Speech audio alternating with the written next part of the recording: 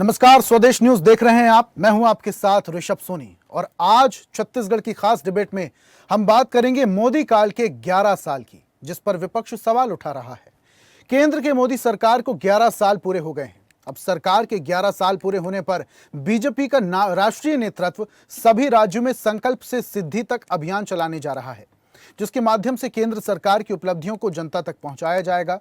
आयुष्मान भारत और सैन्य सफलता पर विशेष फोकस किया जाएगा। महीने भर चलने वाले इन कार्यक्रमों की रूपरेखा तैयार की जा चुकी है, जिसके माध्यम से सरकार की अलग अलग योजनाओं के बारे में जनता को जानकारी दी जाएगी। बीजेपी का कहना है कि प्रधानमंत्री के 11 साल के कार्यकाल में देश की दशा और दिशा दोनों बदली हैं। आम लोगों के जीवन में परिवर्तन लाने का काम किया गया है, लेकिन इस मामले में कांग्रेस का कहना है कि पहले कार्यकाल की ही घोषणा अब तक पूरी नहीं हुई। अभियान को लेकर पूर्व मंत्री धनेंद्र साहू ने कहा कि मोदी सरकार को बताना चाहिए कि इतने समय में क्या संकल्प लिए, सिद्धि के तौर पर कौन से वादे पूरे हुए हैं।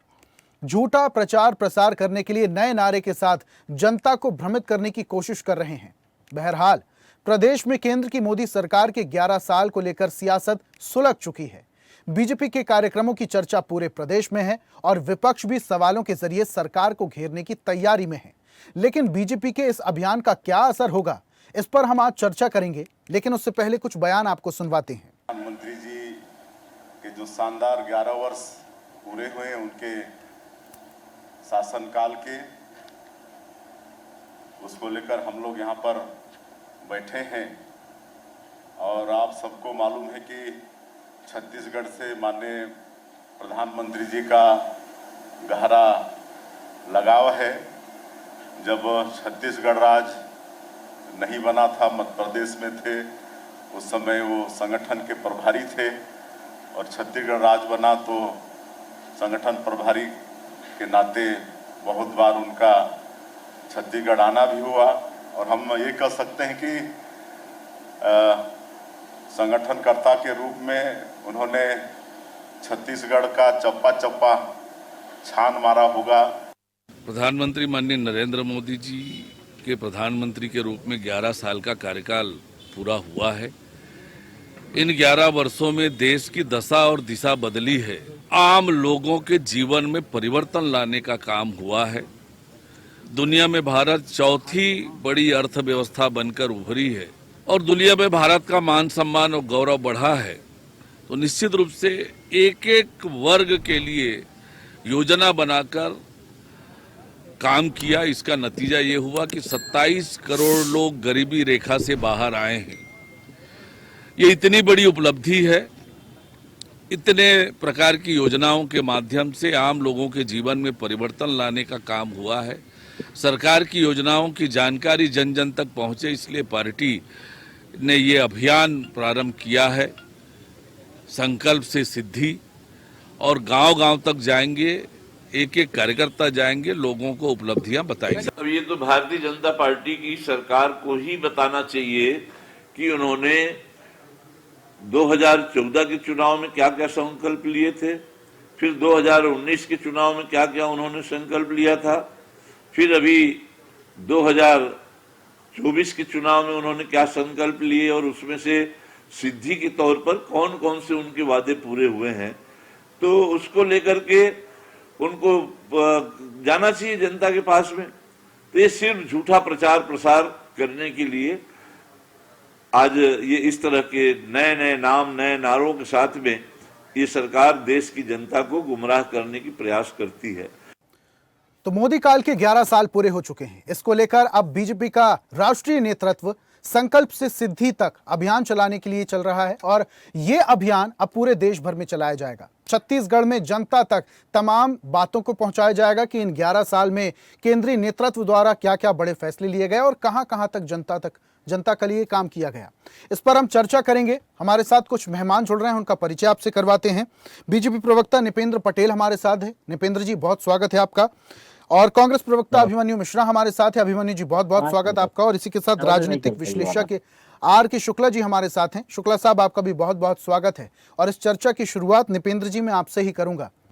11 साल बेमिसाल ये नारा दिया गया और अब एक और नारा, संकल्प से सिद्धि। इसको लेकर अभियान आप चला रहे हैं, पूरे देश भर में चला रहे हैं। छत्तीसगढ़ में इसका क्या असर होने वाला है सर? 11 साल में केंद्र सरकार ने छत्तीसगढ़ के लिए क्या क्या किया, कैसे बताएंगे जनता को? देखिए, छत्तीसगढ़ में अभी डबल ना कहें ट्रिपल इंजन की सरकार है। ठीक है। और इन 11 सालों में 5 साल तो कांग्रेस की सरकार रही है। और जिस प्रकार से भाजपा सरकार को केंद्र सरकार से सहयोग मिलता रहा है, वैसा ही कांग्रेस सरकार के समय भी छत्तीसगढ़ की कांग्रेस सरकार को केंद्र सरकार का सहयोग मिलता रहा है। हम ये जो संकल्प से सिद्धि अभियान चला रहे हैं, इसका अर्थ है कि 2014 में या फिर उसके बाद में मोदी सरकार ने जो संकल्प लिया, जो शिलान्यास या भूमि पूजन किया जिन कार्यों को, उनको हमने अंतिम अंजाम तक पहुंचाया, उसको उद्घाटन तक किया। जो है सिद्धि संकल्प से सिद्धि अभियान का मतलब यही है कि हमने जो संकल्प लिया था, जो लोगों के लिए योजनाओं की जो घोषणा की थी, उनको पूरा करने की दिशा में हम आगे बढ़ रहे हैं। देखिए, इन 11 वर्षों में जो है वो देश ने अभूतपूर्व वृद्धि की है। 2014 में देश जो है वो 14वें नंबर पर था आर्थिक। आज देश कांग्रेस कह रही है, निपेंद्र जी, कांग्रेस कह रही है पहले शासनकाल में जो वादे किए थे वो तो पूरे हो जाएं पहले। नहीं, देखिए, मैंने क्या कहा, बड़े बड़े जो योजना या परियोजनाएं हैं उनको पूरा होने में समय लगता था, और जो योजनाएं तुरंत या फिर जो घोषणाएं तुरंत पूरा हो सकता था, उसे पूरा किया जा रहा है। लेकिन वादे ऐसे किए गए थे और इतने जोर शोर से किए गए थे निपेंद्र जी कि बस बीजेपी की सरकार आई और फिर तुरंत 1 साल के अंदर अंदर देश की काया पलट हो जाएगी। नहीं, ये तो संभव ही नहीं है ना, जहाँ 134 करोड़ की जनसंख्या और इतना बड़ा देश, 1 साल में परिवर्तन हो सकता है। हमने तो कहा नहीं कि हम 1 साल में काया पलट कर देंगे, मगर इन पिछले 11 सालों में देखेंगे कि देश ने अभूतपूर्व वृद्धि की है, चाहे वैश्विक महाशक्ति बनने की बात हो, चाहे सामाजिक, आर्थिक या फिर शैक्षणिक तौर पे जो है वो देश ने अभूतपूर्व तरक्की की है। आज देश में और जितना कुछ कायाकल्प हुई इन 11 साल में, इससे पहले 70 साल में कुछ भी नहीं हुआ। 70 साल पहले तक ना सड़कें बनी, ना स्कूल बने, और ना ही किसी तरीके का कोई विकास हुआ, ना ओवरब्रिज बने। ऐसा कोई भी तकनीकी काम नहीं हुआ, औद्योगिकी तौर पर भी कोई काम नहीं हुआ क्या सर? नहीं, हम भी 70 साल रह के देख रहे, जनता जो है हमको भी 70 साल तक बिठा के देखे, उसके बाद में तुलना हो सकती है ना 70 साल और 11 साल की। पर आप पिछले जो 70 साल या की कार्यकाल को देखें और 11 साल के कार्यकाल को लेकिन देखें, दावा तो आपकी तरफ से ये किया जा रहा है कि पहले ये कुछ भी काम नहीं हुआ, 2014 से पहले तक कोई काम नहीं हुआ, 1 रुपए का भी विकास नहीं हुआ। 2014 के पास से भी बाद में 2014 के बाद देश में विकास की बयार वही है। मैं आपकी बात रिपीट कर रहा हूं सर। पहले तो हम रोज भ्रष्टाचार, हाँ, 2014 से पहले तो जो है वो हम 2004 से 2014 के बीच में रोज भ्रष्टाचार के नए नए घोटाले के नए नए मामले सामने आते थे। विकास कम और घोटालों की बात ज्यादा होती है। अब 2014 के बाद में माननीय नरेंद्र मोदी, प्रधानमंत्री नरेंद्र मोदी के नेतृत्व में जब सरकार आई है, ये भ्रष्टाचार घोटाले पे जो है जीरो टॉलरेंस की नीति अपना रही है। छत्तीसगढ़ में भी सरकार जो है वो इन सब चीजों पे जीरो अगर 5 साल को हटा दिया जाए, भूपेश सरकार की, कांग्रेस सरकार को अगर हटा दिया जाए, तो आपकी सरकार थी छत्तीसगढ़ में, तब भी नक्सलवाद फला फूला, भारतमाला प्रोजेक्ट में घोटाला जो हुआ वो भी आपको पता है, नल जल योजना के दौरान जो घोटाला हुआ वो भी आपको पता है, बिजली पानी सड़क की जो समस्या छत्तीसगढ़ में है वो भी आपको पता है। भारतमाला घोटाला आप देख लें, या फिर क्या बोलते जल जीवन मिशन का काम जो है वो 2018 से तो 23 तक जो है वो कांग्रेस की सरकार रही है। भारतमाला घोटाला उसी दौरान हुआ है। जो नेता और अधिकारियों ने जो भ्रष्टाचार किया वो सरकार के संरक्षण के बिना हो सकता था क्या? कलेक्टर जो है वो जैसे मठ मंदिर की जमीन 1.5 साल आपकी सरकार थी ना सर, उसका प्रमुख होता है। भ्रष्टाचार अगर हुआ था तो उजागर करना चाहिए था। 1.5 साल आपकी सरकार थी, लगभग 2 साल पूरे होने वाले। नहीं, भ्रष्टाचार उजागर होने के बाद में सरकार तो जांच एजेंसी बैठा दी है ना। सरकार ईओडब्ल्यू और जो सरकार की जांच एजेंसी जो है वो जांच कमेटी बनाई गई है। भारतमाला घोटाले में जो भी दोषी होंगे, सरकार ने स्पष्ट कहा है कि हम भ्रष्टाचार के खिलाफ जीरो टॉलरेंस की नीति अपना रहे हैं, और जो भी घोटाले में लिप्त होंगे, चाहे वो नेता हो, अधिकारी हो या फिर कोई भी हो, सबको सजा होगी। जांच चल रही, जांच तो पूरी होनी दीजिए ना। जांच पूरी होने से पहले किसी को भी दोषी कैसे ठहरा सकते हैं? लेकिन जहां तक मुझे ध्यान है, नल जल योजना की अगर मैं बात करूं, तो जब चुनाव होने वाले थे, विधानसभा चुनाव, उस दौरान आपकी तरफ से आपकी पार्टी के बड़े नेता भरे मंच से यह दावा करते थे घर घर तक, हर घर तक स्वच्छ पानी पहुंचेगा।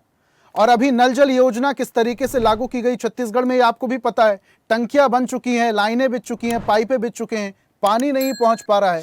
लोग पोखरों से गंदा पानी पीने को मजबूर हैं, संक्रमण का शिकार हो रहे हैं। ये आप बहुत अच्छे से जानते हैं। ठीक है, आऊंगा वापस से आपके पास। मैं अभिमन्यु जी का रुख कर लेता हूं। अभिमन्यु जी, 11 साल बेमिसाल, अब नया नारा है संकल्प से सिद्धि तक। क्यों लगता है 11 साल आपको यूं ही चले गए? ऋषभ जी नमस्कार, नृपेंद्र भाई को नमस्कार, डॉक्टर आर के शुक्ला जी को मेरा नमस्कार। ये सबसे पहले चूंकि विषय 11 साल का है, तो शुरुआत से ही बात करना चाहूंगा मैं। सबसे पहले बात की गई थी 11 साल पहले 2014 के चुनाव के पहले कि काला धन वापस लाया जाएगा, 15-15 लाख सबके खाते में डाले जाएंगे, ऐसे ऐसे तो बड़े बड़े वादे किए गए थे।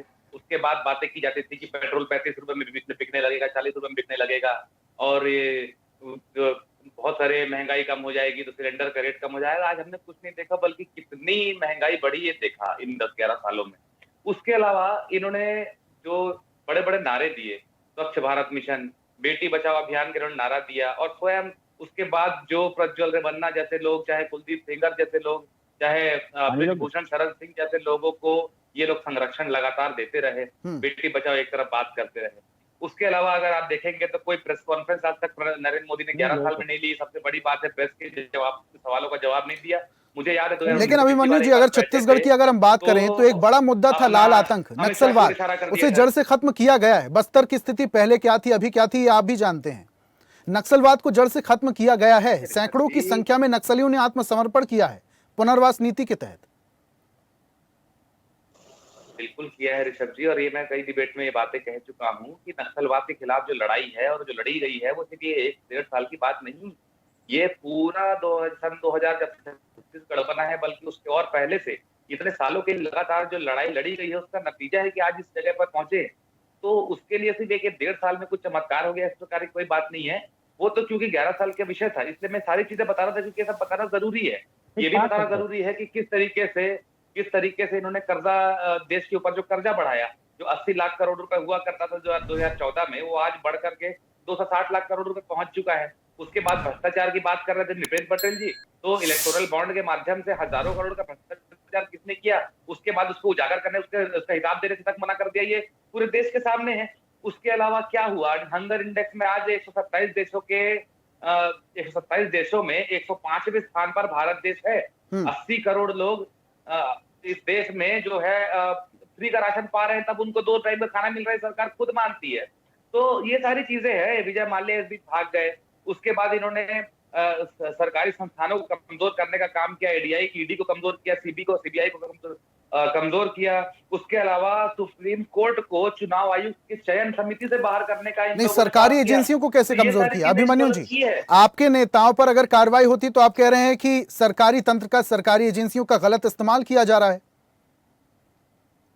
नहीं, ऐसा नहीं है। आप ओवरऑल उसका डेटा लीजिए ना। अभी तक ईडी के ही ऊपर बात कर ले तो 5,500 केस दर्ज किए ईडी ने 10 सालों में। उसमें से बामुश्किल 22-23 केसों में कन्विक्शन हुआ है, और ज्यादातर 80-90% केस जो हैं वो विपक्ष के नेताओं के ऊपर केस है। तो जब कांग्रेस के नेताओं पर अगर ईडी छापेमार कार्रवाई कर रही है और गलत नहीं है नेता, तो कार्रवाई करने दीजिए, जांच चलने दीजिए, उसमें क्या प्रॉब्लम है? सांच को आंच क्या? अच्छा, तो बात ये है ऋषभ जी कि अगर कोई किसी के ऊपर कार्रवाई चल रही है और वो बीजेपी ज्वाइन कर लेता है तो सारी कार्रवाइयां बंद की हो जाती है। तो ये सारे सवाल है। ये सारी चीजों को देखते हुए भी अगर कोई बोले कि ये जो है निष्पक्ष रूप से काम कर रहे हैं, तो उसमें कहना, अब आप ही बताए थे, अभी भारतमाला प्रोजेक्ट की बात कर रहे थे, चलो ठीक है। सीबीआई की बात करते हैं, पूरे देश भर घोटाला है, उसको छत्तीसगढ़ भर में आप सीमित नहीं कर सकते। केवल 10-12 गांव में जांच बैठा दिए ईओडब्ल्यू के माध्यम से। उसके बाद कहते हैं कि छोटी छोटी मछलियों को पकड़ के बड़े बड़े मगरमच्छों को बचा लेंगे। इसमें तो विधायक से लेके मंत्री से लेके पूर्व मंत्रियों का हाथ है, बड़े बड़े लोगों का हाथ है। क्या ईओडब्ल्यू उनको पकड़ सकता है क्या? जैसे मैं बता रहा था कि एक रायपुर का एक छोटा सा उदाहरण आपको दे देता हूँ। वहां पर जांच समिति बनी, 406 खसरा नंबर आ रहे थे, उसमें 53 खसरे ऐसे थे जिसे भ्रष्टाचार होने की शिकायत की गई। उसमें से 12 की केवल जांच हुई। उस 12 की जांच में यह सामने आया कि 43 करोड़ का घोटाला हुआ है, बाकियों की जांच तक नहीं हुई। 14 महीने से 12 की जांच करने में लग गई, और तत्कालीन वहां के कलेक्टर सर्वेश्वर नरेंद्र भूरे जी, उन्होंने 7 महीने तक जांच की रिपोर्ट अपने पास दबा करके रखी, शासन को नहीं दी। उसके बाद उनका स्थानांतरण हुआ, दूसरे कलेक्टर आए, तब जाके वो रिपोर्ट शासन के पास पहुंची। तो किस स्तर पे यहाँ पे इसको दबाने की कोशिश की गई है, आप सोच सकते हैं। चाहे ईओडब्ल्यू संभाग आयुक्त की बात करते हैं, तो अगर उससे उस स्तर के लोग, उस बड़े स्तर के अधिकारी या नेता अगर जुड़े हुए हैं, तो क्या उनके ऊपर कार्रवाई की जा सकती है? ठीक है, इन सवालों का जवाब मैं नृपेंद्र जी से लूंगा। नृपेंद्र जी, मैं आऊंगा आपके पास, लेकिन उससे पहले मैं राजनीतिक विश्लेषक आर के शुक्ला जी का रुख कर लेता हूं। ठीक है अभिमन्यु जी, आर के शुक्ला जी, पूरी बातें आप सुन रहे थे। 11 साल बेमिसाल, संकल्प से सिद्धि तक अभियान चलाया जा रहा है। क्या लगता है आपको, क्या ये 11 साल वाकई बेमिसाल थे? कुछ परिवर्तन आया है मोदी काल में? देखिए, लोकतांत्रिक देश में जनता जिसको भी चुनती है, सरकार बनाती है, तो उस सरकार का काम ही होता है जनता के लिए काम करना। बिल्कुल। तो ये 2014 से पहले की जो सरकारें थी उन्होंने भी काम किया है, इससे इनकार नहीं कर सकते। उसका एक छोटा सा उदाहरण है, हम सभी लोग आज जैसे एक दूसरे से बात कर पा रहे हैं, IT क्रांति, संचार क्रांति 3 हो गया। 14 से पहले की सरकारों की देन है। अब आते हैं कि 11 साल में मोदी जी ने क्या क्या काम किए। निश्चित रूप से मेरी नजर में देश के जो 4-5 मुद्दे हैं उनका पूरा श्रेय, उनका पूरा क्रेडिट मोदी सरकार को दिया जाना चाहिए, क्योंकि वो इसके वाकई में हकदार हैं। उनमें सबसे पहले आता है धारा 370, जो हमारी राष्ट्रीय समस्या थी, उस समस्या का निराकरण इस सरकार ने किया है, इससे इनकार नहीं किया जा सकता। दूसरा मुद्दा आता है राम मंदिर। ये भी एक राष्ट्रीय समस्या थी, पूरे देश में समस्या थी, भावनाओं तक मुद्दा था, और एक 52 वोटर हैं जो, या 52 नागरिक हैं, उनके कहीं न कहीं हृदय से जुड़ा हुआ मुद्दा था। इसका समाधान इस सरकार ने किया है, जिसका पूरा क्रेडिट मोदी जी को जाता है। तीसरा आता है जो हमारे अल्पसंख्यक समुदाय से है, एक ट्रिपल तलाक का मुद्दा, जो उस समाज की महिलाएं हैं उनको भी एक बहुत बड़ा आश्रय या आधार दिया गया है, जिसका श्रेय भी मोदी सरकार को जाता है। चौथा मेरी नजर में आता है आयुष्मान योजना।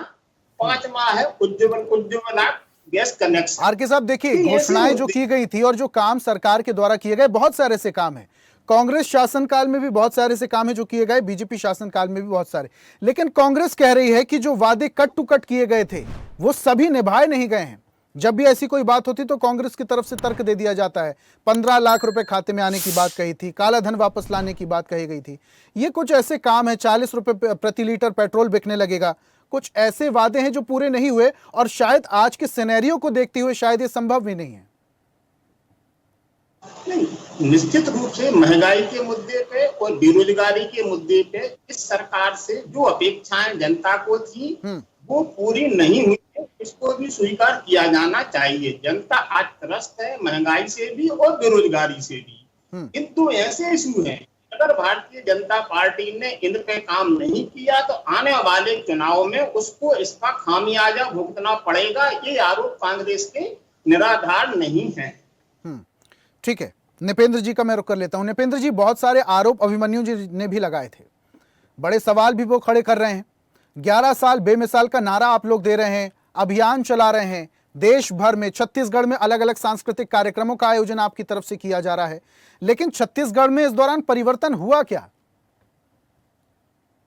देखिए, सबसे पहले तो मैं अभिमन्यु जी के आरोपों का जवाब दे दूंगा, या फिर आपने जो कहा था जल जीवन मिशन, तो कांग्रेस सरकार के समय में जब तत्कालीन जल संसाधन मंत्री ने जो जल जीवन मिशन का टेंडर निकाला था, उसे तो भूपेश बघेल जी ने रद्द किया था।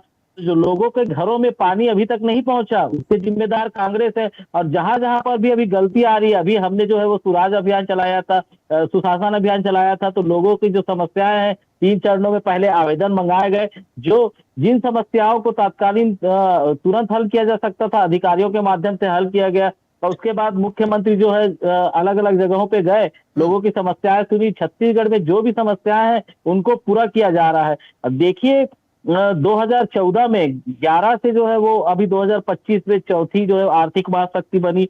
11.72 लाख करोड़ शौचालय बनाए गए, 11.72 करोड़ घरों तक नल जल के माध्यम से पानी पहुंचाया गया, 30 करोड़ जो है वो मुद्रा योजना ऋण बांटा गया महिलाओं को, 50 करोड़ लोगों को आयुष्मान योजना के तहत जो है वो आयुष्मान कार्ड बांटे गए, 20 करोड़ लोग जो है वो गरीबी रेखा से बाहर आए। जैसे ऐसे बहुत सारे काम है जिनको मैं गिनाने बैठूं तो शायद आपके चैनल पे समय कम पड़ जाएगा। और जहां तक इन्होंने भारत माला घोटाले की बात की है, उसकी सरकार जांच कर रही है। मैंने कहा ना कि कोई भी हो, चाहे वो किसी भी दल से संबंधित हो या दल से संबंधित ना हो, सरकार सबके ऊपर कार्रवाई करेगी। अभी ये सीबीआई जांच की मांग करते हैं, जिन्होंने तो केंद्रीय एजेंसियों को 5 साल तक छत्तीसगढ़ में बैन करके रखा था। अब इनको केंद्रीय एजेंसियों पर भरोसा हो गया। जब पहले इनकी सरकार थी तब इनको केंद्रीय एजेंसियों के ऊपर भरोसा नहीं था। देखिए, कांग्रेस का चरित्र जो है वो दोहरा हो गया है, जनता के बीच में ये अप्रासंगिक हो चुके हैं, इनके पास कहने के लिए कुछ नहीं है, इसलिए ये उलझुल आरोप लगाते हैं ये। अभिमन्यु जी, सबसे पहले तो 2-3 बातों के बारे में जवाब मैं देना चाहूंगा। अभी निपेन जी कह रहे थे कि भारतमाला प्रोजेक्ट के बारे में जो जांच चल रही है, तो मेरा सीधे सीधे सवाल और आरोप ये था उसमें कि जिस स्तर के अधिकारी जांच कर रहे हैं, उस स्तर के और उसके इवन उसके ऊपर स्तर के भी लोग और अधिकारी इसमें इन्वॉल्व हैं, इसलिए वो अधिकारी जो है उसके उनके ऊपर कार्रवाई करने में सक्षम नहीं है। तो केंद्रीय एजेंसी के जांच करने के पीछे का ये तुक है। उसके अलावा एक अभी आर के शुक्ला साहब कह रहे थे कि राम मंदिर वाला मुद्दा ऐसा है कि वो कोर्ट के आदेश से जो है राम मंदिर बना है और कोर्ट के आदेश के साथ तो हम भी थे, जबकि भारतीय जनता पार्टी झूठी कहां साबित हुई थी कि वो उन्होंने चुनाव के पहले ये कहा था कि हमारी सरकार बनते ही हम अध्यादेश लाएंगे, हम कोर्ट के आदेश का इंतजार नहीं करेंगे और अध्यादेश ला करके उसको सदन में पास करके तत्काल प्रभाव से राम मंदिर बनवाना शुरू करेंगे, जो कि ये नहीं कर पाए। इनकी पहली सरकार निकल गई, दूसरी सरकार की शुरुआत 6वें साल में जब कोर्ट का ऑर्डर आया तब जाके राम मंदिर का निर्माण शुरू हुआ। हाँ, इतना श्रेय हम इनको दे सकते हैं कि राम मंदिर का जो निर्माण कार्य है वो इन्होंने जल्दी कराने की कोशिश की, वो भी इतना जल्दी कर दी कि उसके आधे अधूरे मंदिर को इन्होंने उद्घाटन कर दिया। अब आए अपन 370 पे, तो 370 का मैं आदेश पढ़ रहा था आपके चैनल के माध्यम से, बड़ी जिम्मेदारी से इस बात को कहना चाहूंगा। उस आदेश में पहली लाइन ये लिखी थी कि using the power of article 370 we are making the following amendments. तो अगर इसे ऐसे देखा जाए तो अमेंडमेंट तो पहले भी बहुत हो चुके हैं, लेकिन इन्होंने प्रचार किस प्रकार का किया है कि 370 हटा दिया गया है। तो अगर आपको मैं बताना चाहूंगा कि आज भी धारा 370 हटी नहीं है, वो भी इंप्लीमेंट आज भी है, लेकिन उसके पावर को यूज करते हुए कुछ बदलाव किए गए हैं, जो कि बदलाव हो सकता है। इस बदलाव का श्रेय तो सरकार लेगी ना अभिमन्यु जी, नहीं है। ये जो बदलाव किया गया है सरकार को श्रेय नहीं जाना चाहिए। ऋषभ जी इनके नेता तो कहते हैं कि हमारी सरकार आने पर धारा 370 को वापस लाएंगे। निपेन भाई, मैं बीच में बोलना चालू करूं तो डिबेट छोड़ के भाग जाओगे, ठीक है? इसलिए बीच में बिल्कुल नहीं भागूंगा, मैं आपके सारे आरोपों का जवाब दूंगा मैं। अभिमन्यु जी, ये जो 370 में बदलाव किया गया, आप परेशान हो जाएंगे। अभिमन्यु जी 370 में जो बदलाव किया गया ये तो अच्छा निर्णय था ना, इसके समर्थन में तो हैं आप? हाँ बिल्कुल, देखिए बदलाव पहले भी किए गए हैं। और ये जो बात जो कर रहे हैं निपेंद्र जी की आपकी सरकार आएगी तो 370 को वापस लेके आएंगे, वो 370 हटा ही नहीं है। मैं तो कह रहा हूँ 370 हटा ही नहीं है, और उसमें जो गैर जरूरी अमेंडमेंट किए गए हैं वो हम लोग उसको वापस से फिक्स करेंगे। बिल्कुल, हमारी सरकार आएगी तो हम करेंगे उसको। और आज जो वहां पे परेशानियां जो हो रही हैं इनके गलत अमेंडमेंट से कहना, उसको हम फिक्स करेंगे। और पहले भी अमेंडमेंट हुए, 30-32 से ज्यादा अमेंडमेंट हो चुके हैं धारा 370 में, कोई आज नई बात नहीं है। लेकिन उन्होंने उसका दुष्प्रचार किया कि हमने उसको खत्म कर दिया। उस दुष्प्रचार की वजह से वहां के माहौल में फर्क पड़ा है, तो उस वजह से हमको उसको सही करना जरूरी है। और हमने उसकी बात की कि हम उसको आगे जाके सही करने वाले हैं। अब उज्ज्वला गैस की जो बात कर रहे थे, तो उससे भी एक आंकड़ा सामने आया है। उज्ज्वला गैस का आंकड़ा ऐसा है कि उसमें से 1.5 करोड़ लोगों ने तो पहली बार भी उसको रिफिल नहीं कराया, और 1.5 करोड़ लोगों ने एक बार रिफिल करा के दूसरी बार रिफिल नहीं कराया, तो 3 करोड़ तो यूं ही हो गए।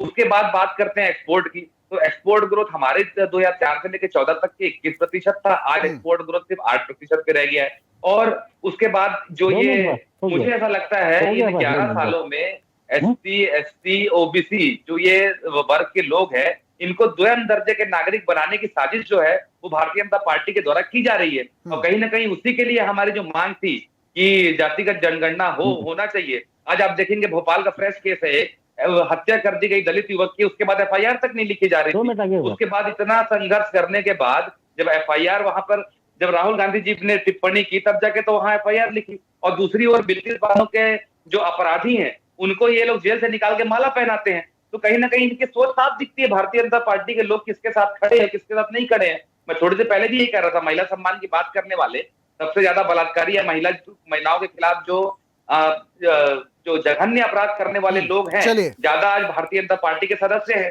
तो ये सारी चीजों का देखिए 11 साल बेमिसाल कितने हैं ये तो जनता बताएगी, आने वाले चुनाव में भी स्पष्ट हो जाएगा।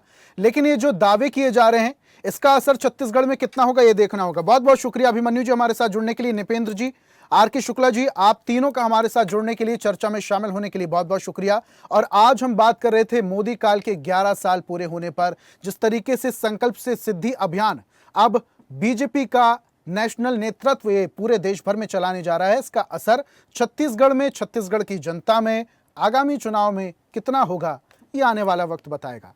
आज की खास पेशकश में फिलहाल इतना ही। देखते रहिए स्वदेश न्यूज, सबसे पहले देश। और ऐसी ताजा खबरों के लिए लाइक, फॉलो और यूट्यूब पर सब्सक्राइब कर बेल आइकन जरूर दबाइए। और हर अपडेट के लिए विजिट कीजिए स्वदेशलाइव.com।